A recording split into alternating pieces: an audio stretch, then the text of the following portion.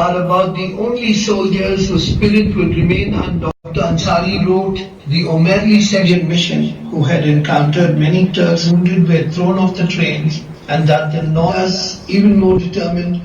when the two hospitals transitioned from overall his travels in Anatolia.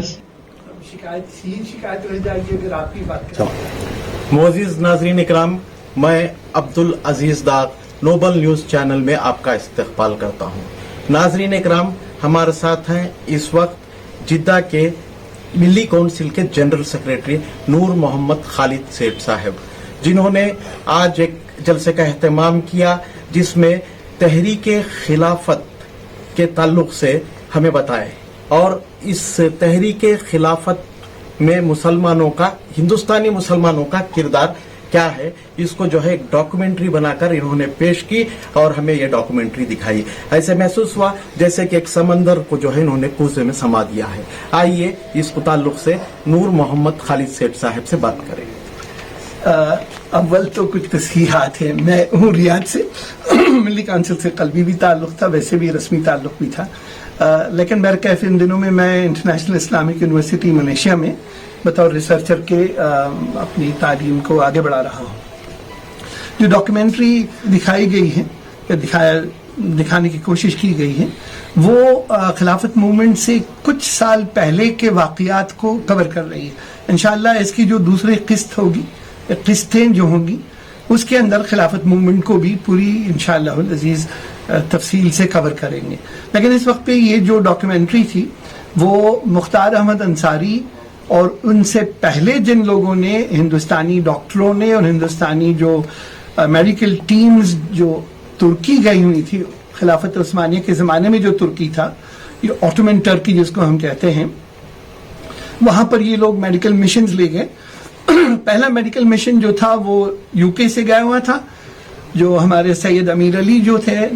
Right honourable justice अमीर अली जो थे, उन्होंने organise किया, इसको फंड किया था आगा खान ने और निज़ाम हैदराबाद ने। दूसरी एक मेडिकल मिशन गई थी 1912 में, ये जो पहली वाली थी यूके से जो गई थी वो 1911 में, लेकिन ये सब हिंदुस्तानी डॉक्टर थे बेशतर उसमें से।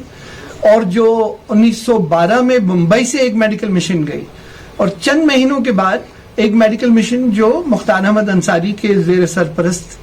सरपरस्ती जो मेडिकल मिशन भेजी गई थी वो दिसंबर के आखिरी तारीख को वो इस्तांबुल पहुंचे। ये डॉक्यूमेंट्री उन चीज़ों को कवर करता है कि भी इन्होंने कैसे लोगों को वॉलंटियर की शक्ल में शामिल किया था इसमें, और फिर मौलाना शौकत अली का क्या रोल था पैसे जमा करने में, और मौलाना मोहम्मद अली जौहर ने कैसे इस पूरे मिशन को अपने अखबार कॉमरेड के जरिए फ़रोग़ दिया और हिंदुस्तानी मुसलमानों के अंदर एक अजीब सा जोश दिलाया कि भाई हिंदुस्तान के मुसलमान खिलाफत उस्मानिया के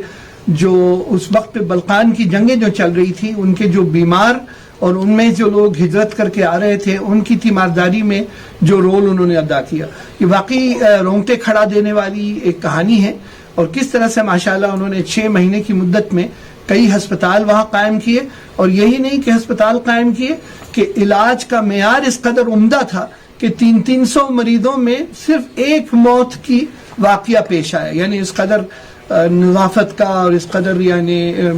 अच्छे से अच्छे इंतज़ाम का सबूत उन्होंने पेश किया। और फिर जब वो वापस आए तो मुंबई में किस तरह अल्लामा शिबली ने उनके नाम पर खैर मकदम में डॉक्टर अंसारी पर जो एक नज़म जो आपने पेश की वो भी इस डॉक्यूमेंट्री में कवर की गई है। उसके उर्दू और अंग्रेज़ी तर्जुमे को सामने रखकर उर्दू को और अंग्रेज़ी तर्जुमे को भी इसमें शामिल किया। फिर किस तरह से वो दिल्ली में उनको जो है हज़ारों यानी 30,000 की मजमे ने दिल्ली जामा मस्जिद में उनका जो इस्तकबाल किया, ये कहानी है। साथ ही साथ एक एपिलॉग है जो इस डॉक्यूमेंट्री के साथ शामिल है, जिसमें इस डॉक्यूमेंट्री में हमने जो मेडिकल मिशन के जो बड़े बड़े कारनामे हैं उनको गिनाया है। ज़ाहिर बात है इतना वक्त नहीं कि सारे कारनामों में छोटे से वक्त में इसको पेश करें, लेकिन ये कि आप इसको ज़रूर से देखें और दूसरों तक इसको इंशाअल्लाह पहुंचाएं। इसमें हमें जब कहते हैं इंस्पिरेशन मिले कि भी जब हमारे जो पुरख जो है हमसे पहले जो हमारे फोर फादर्स हैं उन्होंने उन दिनों में किया जबकि वो ब्रिटेन के एक कॉलोनी थे, तो हम तो आज़ाद मुल्क के बाशिंदे हैं, हमें तो अब चाहिए कि इससे ज़्यादा हम काम करके बताएं। نہ کہ صرف مسلم دنیا کے رہنے والے لوگوں کے لیے بلکہ ساری انسانیت کے لیے ہم کس طرح سے خیر امہ ثابت ہو سکتے ہیں. جتنی محنت سے آپ نے یہ ڈاکومنٹری بنائی ہے کتنا عرصہ لگا آپ کو؟ اصل میں مجھے تو مواد جمع کرنے میں سال بھر سے زیادہ لگا، یعنی جو ایویڈنس جمع کرنے میں، بلکہ جو اصل میں اس پہ جو سیمینل ورک ہے، جو اصل کتاب ہے، جو یعنی جس میں اندر یہ ساری چیزیں جمع کی ہیں، ترکی کے ایک ایمبیسڈر تھے براک اب چپار کے نام سے، انہوں نے دلی کے آرکائیوز میں، جامعہ ملیہ کے آرکائیوز کے ذریعے جو مختار احمد انصاری کے جو خطوط ہیں ان سب کو جمع کیا، جو کامریڈ میں چھپے تھے، ان سب کو جمع کر کے ان سب کو ایک جگہ صاف کر کے یعنی کمپائل کر کے اپنی کتاب انہوں نے شائع کی، peoples mission to Ottoman Turkey کے نام سے. پھر علامہ شبلی پر جو حیات شبلی سید سلیمان ندوی نے جو لکھی، ان سے بھی میں نے استفادہ کیا. اور پھر ترکی کی ریڈ کریسنٹ سوسائٹی کی جرنل چھپتی ہے، اس میں بھی ان واقعات کو درج کیا گیا ہے. تصویریں مجھے ایسے بھی کچھ لوگوں نے بھیجی ہیں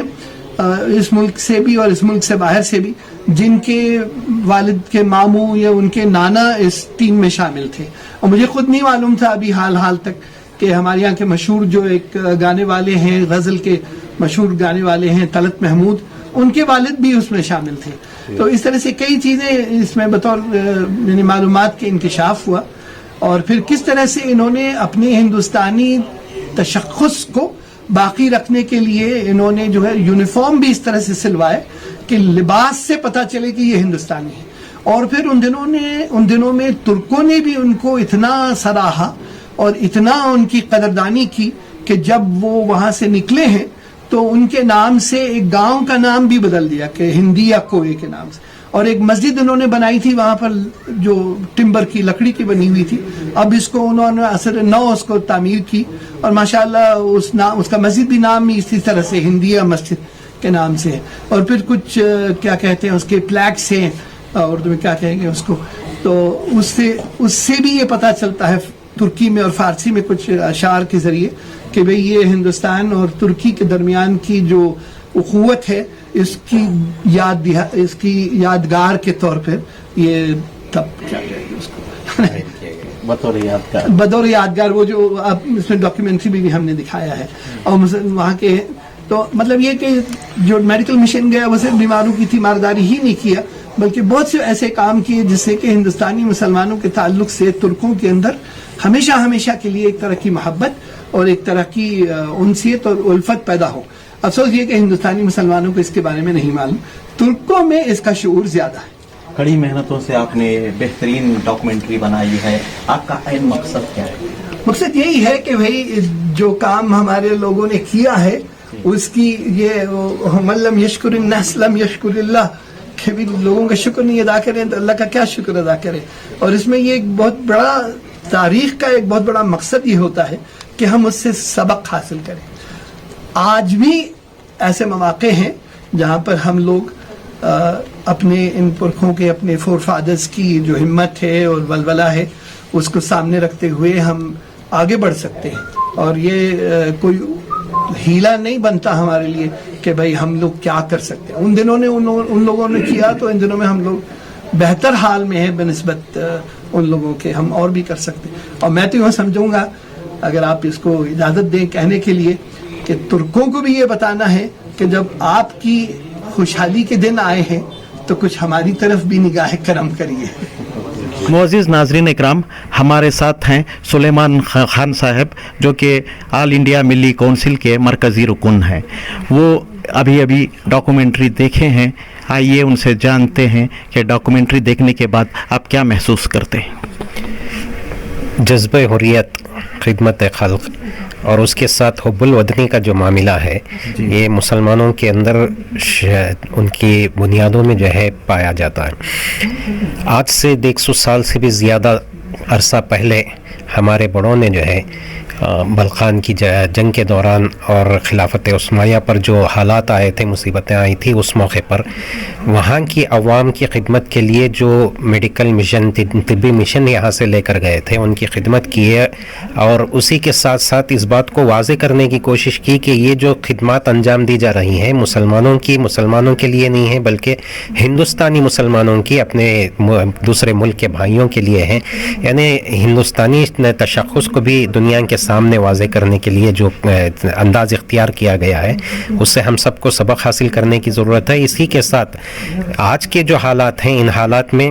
جہاں مسلمانوں کی طرف سے خدمتیں تو الحمدللہ خدمت خلق کا معاملہ کافی بڑی حد تک چل رہا ہے، غیر مسلم جن کے دلوں میں شکوک و شبہات ہیں یا اسلام کے تعلق سے، مسلمانوں کے تعلق سے جو غلط فہمیاں پیدا ہوئی ہیں، ان کو اس بات کے سمجھنے میں جو ہے اس ڈاکیومنٹری کے ذریعے سے مدد ملتی ہے کہ مسلمانوں نے آزادی سے پہلے بھی، خلافت تحریک کے شروع ہونے سے پہلے بھی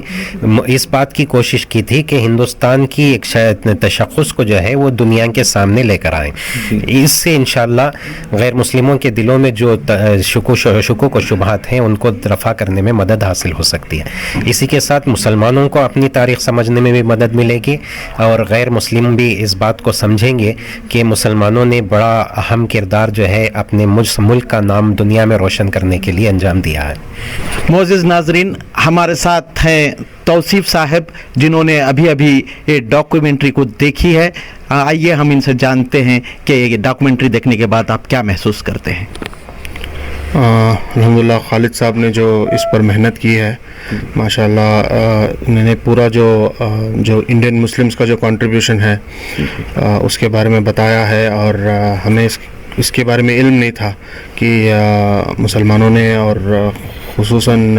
بنگلور کے مسلمانوں نے اتنا سب کچھ، اور دوسرے بھی مسلمانوں نے کنٹریبیوٹ کیا ہے ٹورڈز جو اوٹومن امپائر کا جو یہ ہے. الحمدللہ اس میں کافی محنت ہوئی ہے، جس حساب سے یہ کمپلیٹ ڈاکیومنٹری بنی ہے. آلموسٹ ایوری تھنگ جو بھی اس ٹائم پہ کور کرنا تھا خالد صاحب نے کیا ہے. بس جیسے خالد صاحب بتا رہے تھے کہ اس کام کو آگے بڑھانا ہے، تو انشاءاللہ اس پہ کوشش کرنی چاہیے.